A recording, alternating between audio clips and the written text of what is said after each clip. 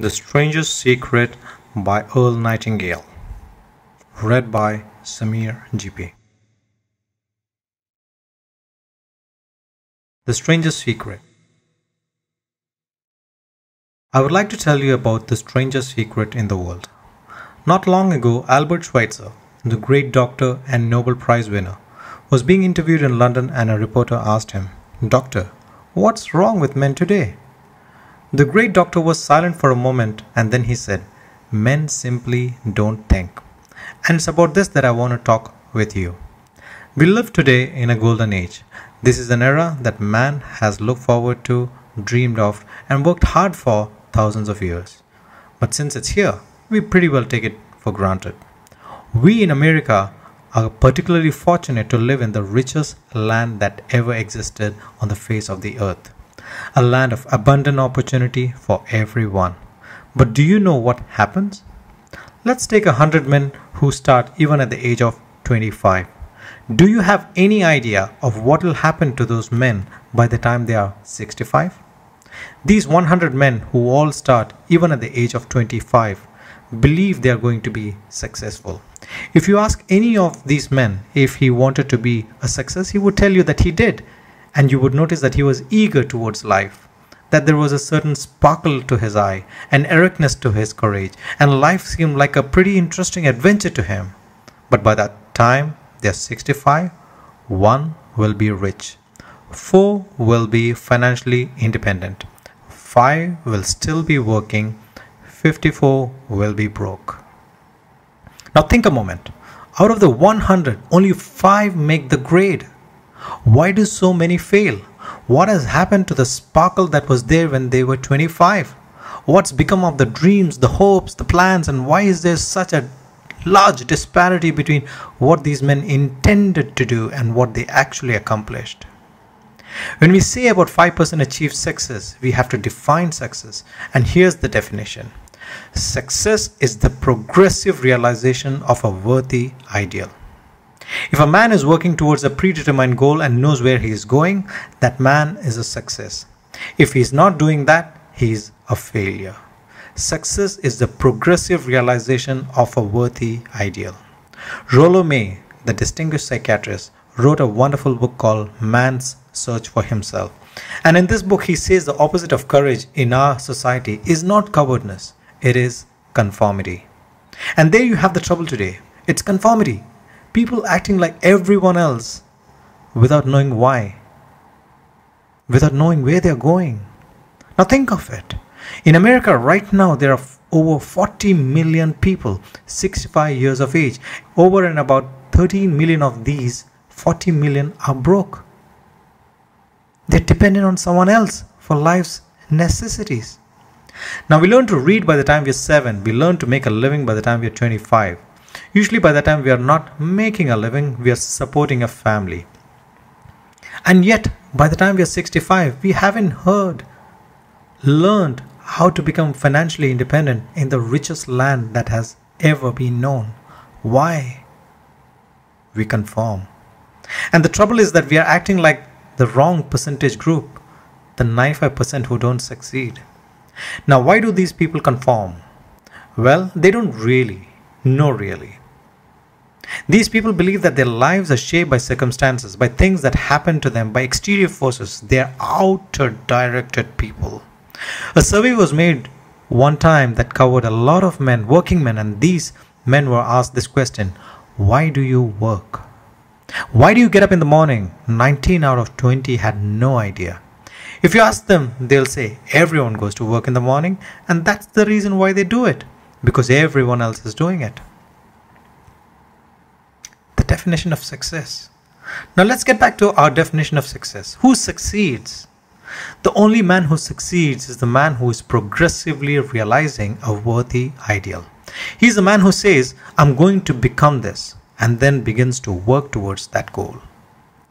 I'll tell you who the successful people are. A success is a school teacher who is teaching school because that's what she wanted to do.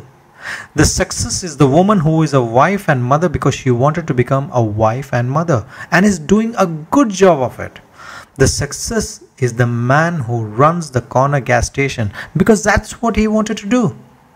The success is a successful salesman who wants to become a top-notch salesman and grow and build with his organization.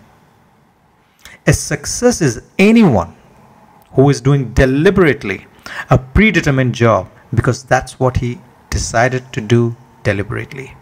But only 1 out of 20 does that. That's why today there isn't really any competition unless we make it for ourselves.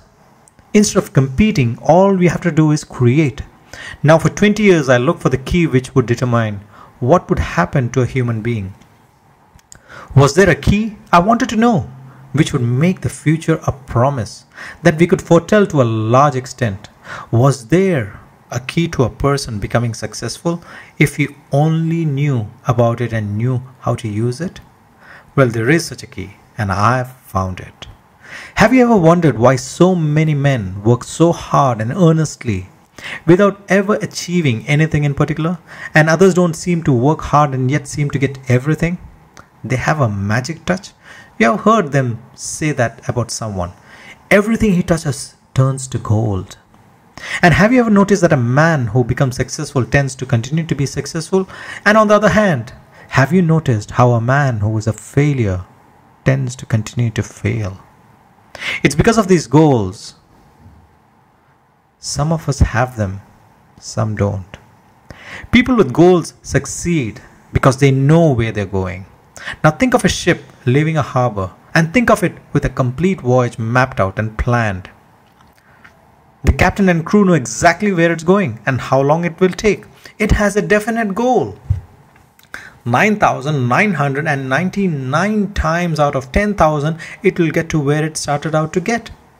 Now let's take another ship, just like the first. Only let's not put a crew on it or a captain of the helm.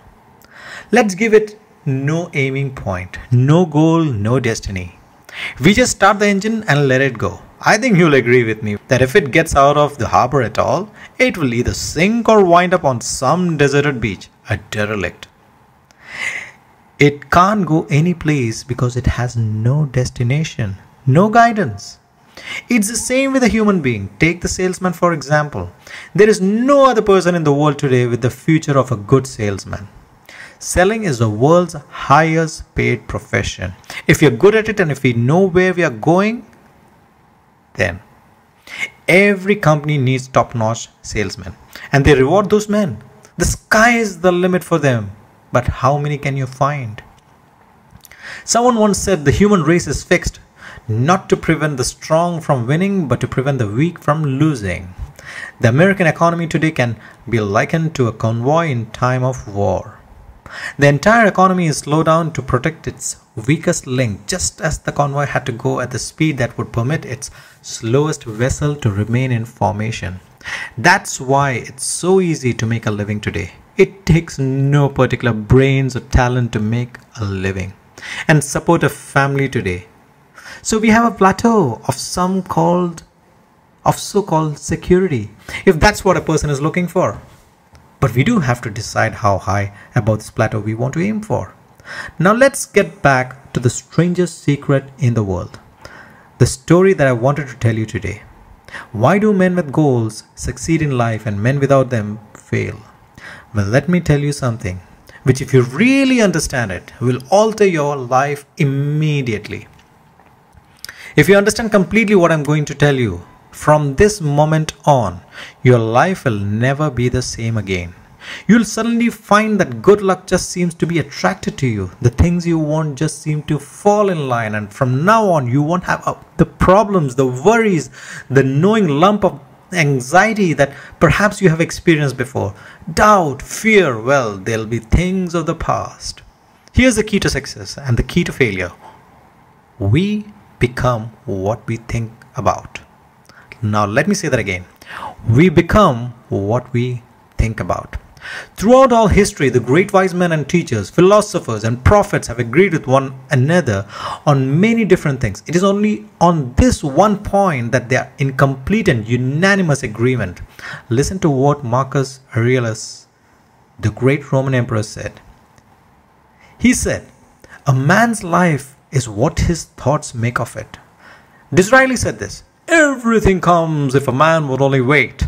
I have brought myself from long meditation to the conviction that a human being with a settled purpose must accomplish it, and that nothing can resist a will that will stake even existence for its fulfillment.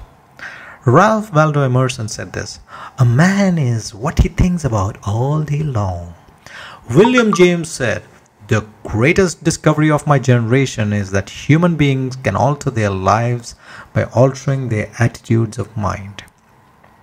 And he also said, "We need only in cold blood act as if the thing in question was real, and it will become infallibly real by growing into such a connection with our life that it will become real. It will become so knit with habit and emotion that our interest in it will be those which characterize belief." He also said this: "If you only care enough for a result, you will almost certainly ascertain it. If you wish to be rich, you will be rich. If you wish to be learned, you will be learned. If you wish to be good, you will be good. Only you must then really wish these things, and wish them exclusively, and not wish at the same time 100 other compatible things just as strongly." In the Bible you read in Mark 9:23, "If thou canst believe, all things are possible to him that believeth." Dr. Norman Vincent Peale said, "This is one of the greatest laws in the universe. Fervently do I wish I had discovered it as a very young man. It dawned upon me much later in life, and I found it to be one of the greatest, if not my greatest discovery outside of my relationship to God. And the great law, briefly and simply stated, is that if you think in negative terms, you will get negative results, and if you will think in positive terms, you will achieve positive results. That is the simple fact which is at the basis of an astonishing law of prosperity and success. In 3 words: believe and succeed." William Shakespeare put it this way: "Our doubts are traitors and make us lose the good we oft might win by fearing to attempt." George Bernard Shaw said, "People are always blaming their circumstances for what they are. I don't believe in circumstances. The people who get on in this world are the people who get up and look for the circumstances they want, and if they can't find them, make them." Well, it's pretty apparent, isn't it? And every person who discovered this for a while believed that he was the first one to work it out. We become what we think about. Now it stands to reason that a person who is thinking about a concrete and worthwhile goal is going to reach it because that's what he's thinking about. And we become what we think about. Conversely, the man who has no goal, who doesn't know where he is going, and whose thoughts must therefore be thoughts of confusion and anxiety and fear and worry, becomes what he thinks about. His life becomes one of frustration, fear, anxiety and worry, and if he thinks about nothing, he becomes nothing. Now, how does it work? Why do we become what we think about? Well, I'll tell you how it works, as far as we know. Now, to do this, I want to tell you about a situation that parallels the human mind. Suppose a farmer had some land, and it's good, fertile land. Now, the land gives the farmer a choice. He may plant in that land whatever he chooses. The land doesn't care. It's up to the farmer to make the decision. Now, remember, we're comparing the human mind with the land. Because the mind, like the land, doesn't care what you plant in it. It will return what you plant, but it doesn't care what you plant. Now let's say that the farmer has 2 seeds in his hand. One is a seed of corn, the other is nightshade, a deadly poison. He digs 2 little holes in the earth and he plants both seeds, one corn, the other nightshade. He covers up the holes, waters and takes care of the land. And what will happen? Invariably, the land will return what is planted. As it is written in the Bible, "As you sow, so shall you reap." Remember, the land doesn't care. It will return poison in just as wonderful abundance as it will corn. So up comes the 2 plants, one corn, one poison. Now the human mind is far more fertile, far more incredible and mysterious than the land. But it works the same way. It doesn't care what we plant. Success, failure, a concrete worthwhile goal or confusion, misunderstanding, fear, anxiety and so on. But what we plant, it will return to us. You see, the human mind is the last great unexplored continent on the earth. It contains riches beyond our wildest dreams. It will return anything we want to plant. Now you might ask, but if that's true, why don't people use their minds more? Well, I think they have figured out an answer to that too. Our mind comes as standard equipment at birth. It's free, and things that are given to us for nothing, we place little value on. Things that we pay money for, we value. The paradox is that exactly the reverse is true. Everything that's really worthwhile in life came to us free. Our mind, our soul, our body, our hopes, our dreams, our ambitions, our intelligence, our love of family and children and friends. All these priceless possessions are free, but the things that cost us money are actually very cheap and can be replaced at any time. A good man can be completely wiped out and make another fortune. He can do that several times. Even if our home burns down, we can rebuild it. But the things that we got for nothing, we can never replace. The human mind isn't used merely because we take it for granted. Familiarity breeds contempt. It can do any kind of job we assign to it, but generally speaking, we use it for little jobs instead of big, important ones. Universities have proved that most of us are operating on about 10% of our abilities. Decide now, what is it you want? Plant your goal in your mind. It's the most important decision you'll ever make in your entire life. Do you want to be an outstanding salesman? A better worker at your particular job? Do you want to go places in your company, in your community? All you've got to do is plant that seed in your mind. Care for it. Work steadily towards your goal, and it will become a reality. It not only will, there's no way that it cannot. You see, there is a law, like the laws of Sir Isaac Newton, the laws of gravity. If you get on top of a building and jump off, you'll always go down. You'll never go up. And it's the same with all of the other laws of nature. They always work. They're inflexible. Think about your goal in a relaxed, positive way. Picture yourself in your mind's eye as having already achieved this goal. See yourself doing the things that you will be doing when you have reached your goal. Ours has been called the phenobarbital age, the age of ulcers and nervous breakdowns. At a time when medical research has raised us to a new plateau of good health and longevity, far too many of us worry ourselves into an early grave trying to cope with things in our own little personal ways without learning a few great laws that will take care of everything for us. These things we bring on ourselves by our habitual way of thinking. Every one of us is the sum total of his own thoughts. He is where he is because that is exactly where he really wants to be, whether he'll admit that or not. Each of us must live off the fruits of his thoughts in the future, because what you think today and tomorrow, next month or next year will mold your life and determine your future. You're guided by your mind. I remember one time I was driving through Arizona and I saw one of those giant earth-moving machines roaring along the road at about 35 miles per hour with what looked like 20 tons of dirt in it. A tremendous, incredible machine, and there was a little man perched way on top with a wheel in his hands, guiding it.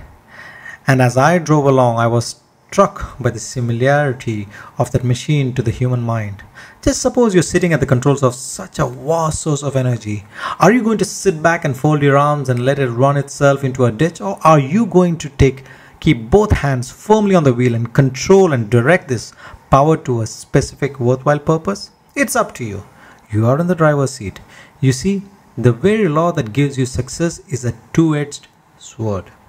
We must control our thinking. The same rule that can lead a man to a life of success, wealth, happiness, and all the things that he has ever dreamt of for himself and for his family, that very same law can lead him to the gutter.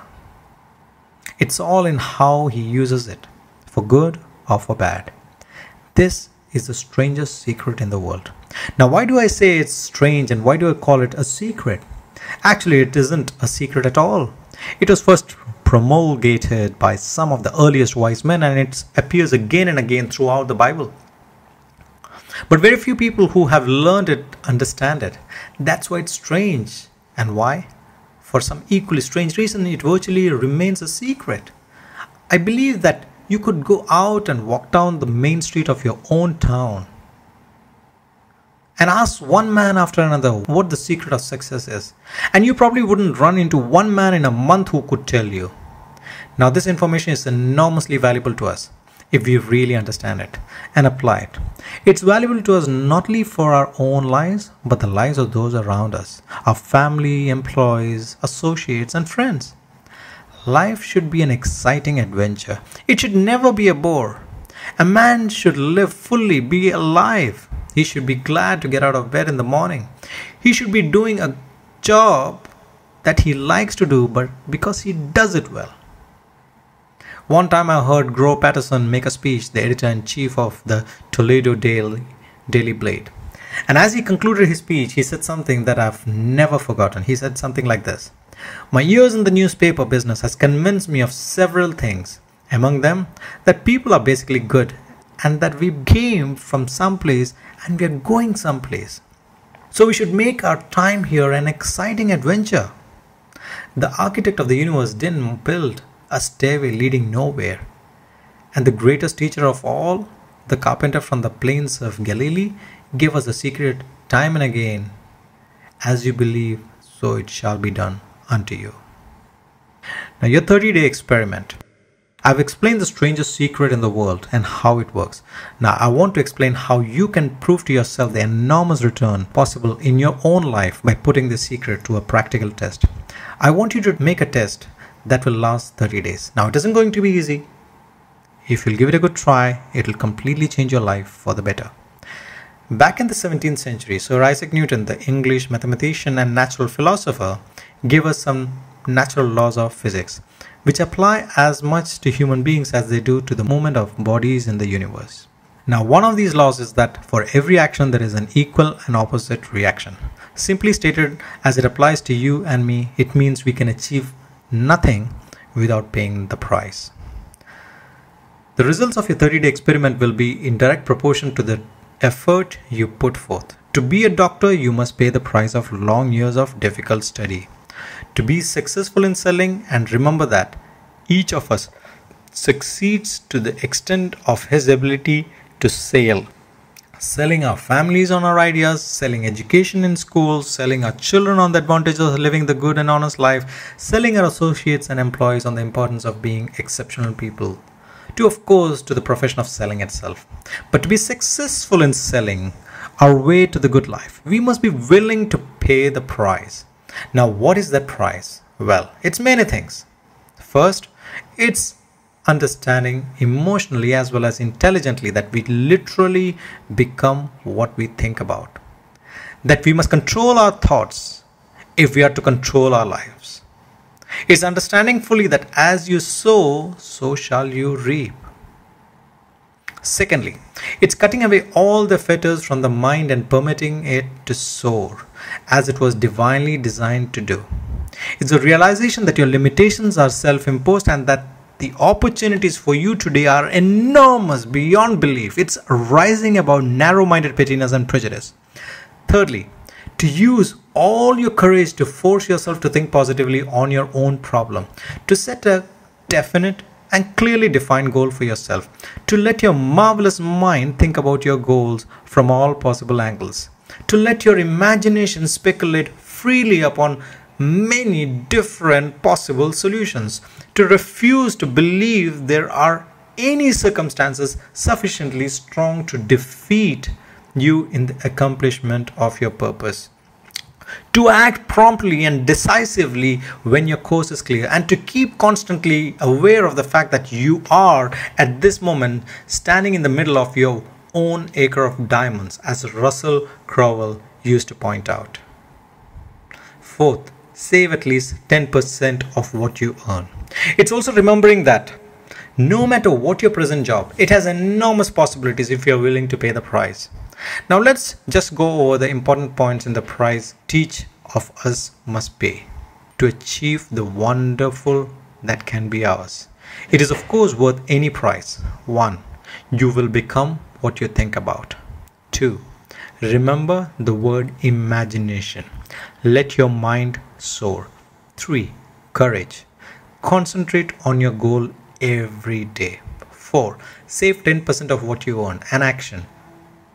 Ideas are worthless unless we act on them.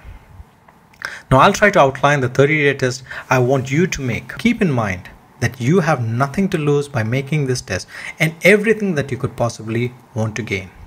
There are two things that may be said of everyone. Each of us wants something and each of us is afraid of something. I want you to write on a card what it is you want more than anything else. It may be more money. Perhaps you would like to double your income or make a specific amount of money. It may be a beautiful home. It may be success at your job. It may be a particular position in life. It could be a more harmonious family. Each of us wants something. Write down on your card specifically what it is that you want. Make sure it is a single goal and clearly defined. You need not show it to anyone, but carry it with you so that you can look at it several times a day. Think about it in a cheerful, relaxed, positive way each morning. When you get up and immediately you have something to work for, something to get out of bed for, something to live for. Look at it every chance you get during the day. And just before going to bed at night, as you look at it, remember you must become what you think about. And since you're thinking about your goal, you realize that soon it will be yours. In fact, it's yours, really, the moment you write it down and begin to think about it. Look at the abundance all around you as you go about your daily business. You have as much right to this abundance as any other living creature. It's yours for the asking. Now we come to the difficult part. Difficult because it means the formation of what is probably a brand new habit, and new habits are not easily formed. Once formed, however, it will follow you for the rest of your life. Stop thinking about what it is you fear. Each time a fearful or negative thought comes into your consciousness, replace it with a mental picture of your positive and worthwhile goal. There will come times when you will feel like giving up. It's easier for a human being to think negatively than positively. That's why only 5% are successful. You must begin now to place yourself in that group. For 30 days, you must take control of your mind. It will think only about what you permit it to think. Each day for this 30-day test, do more than you have to do. In addition to maintaining a cheerful, positive outlook, give of yourself more than you have ever done before. Do this knowingly that your returns in life must be in direct proportion to what you give. The moment you decide on a goal to work towards, you are immediately a successful person. You are then in that rare and successful category of people who know where they are going.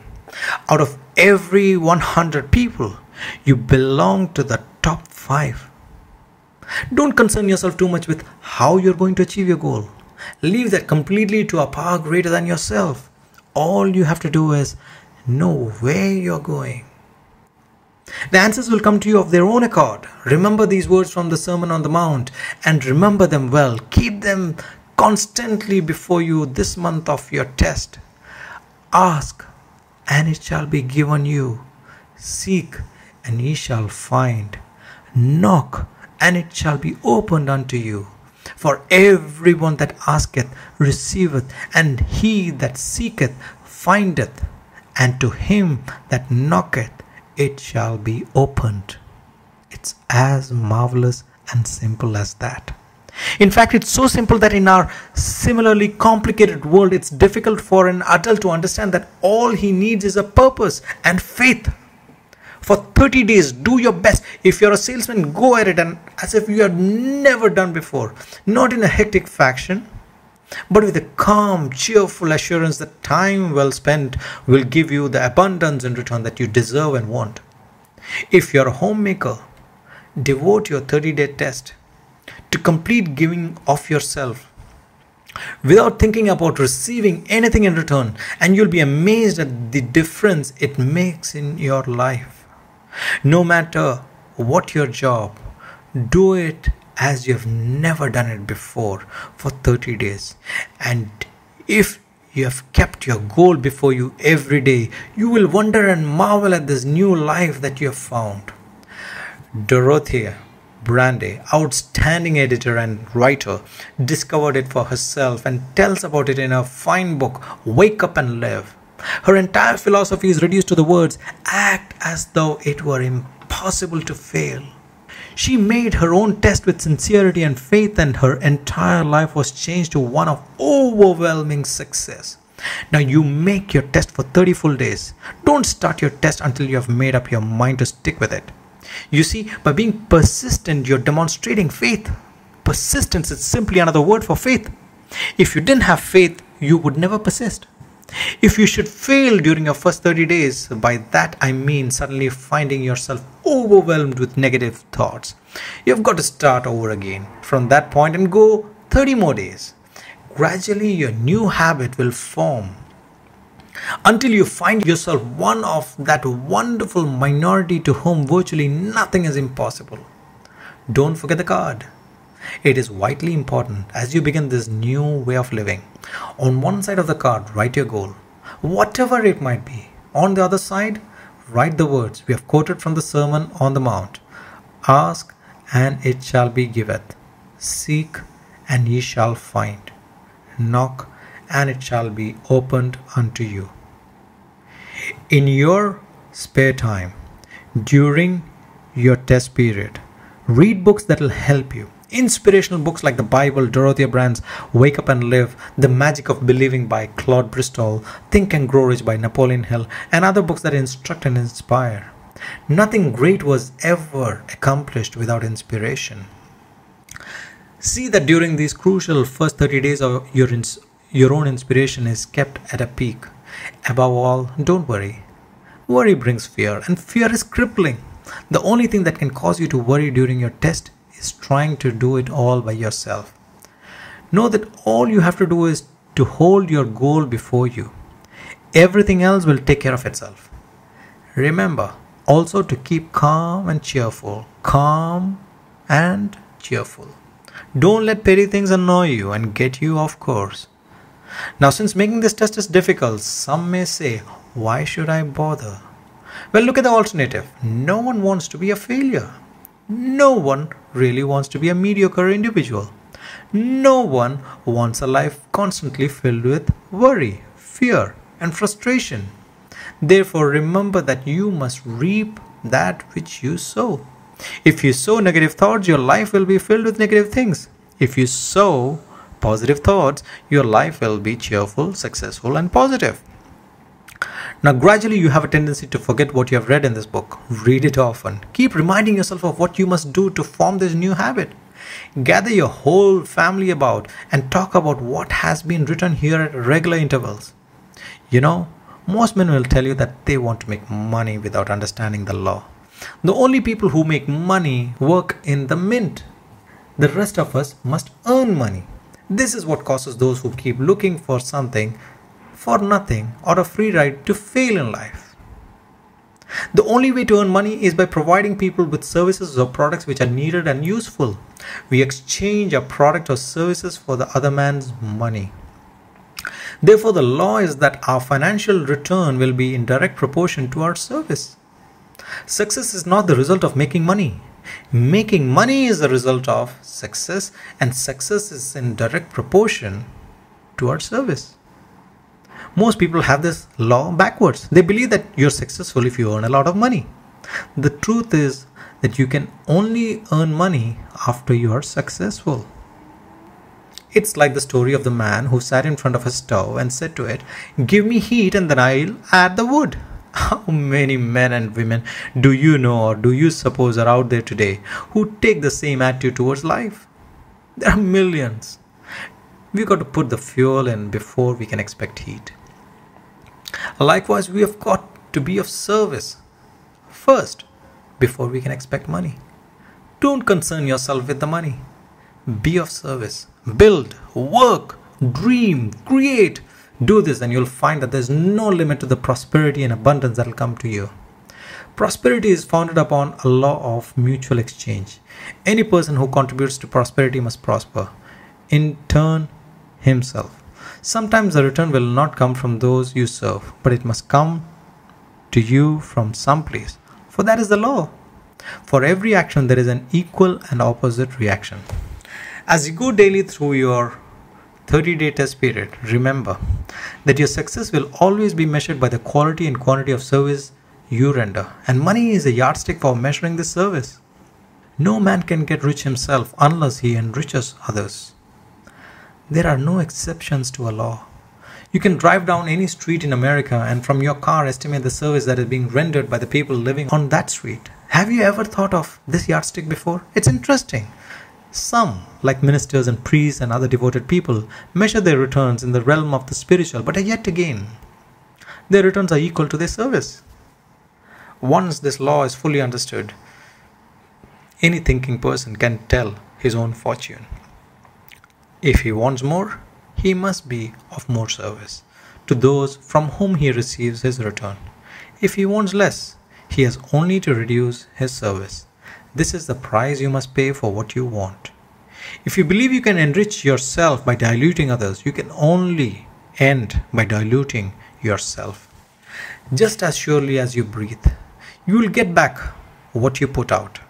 Don't ever make the mistake of thinking you can avoid this. It's impossible. The prisons and streets where the lonely walk are full of people who try to make new laws just for themselves.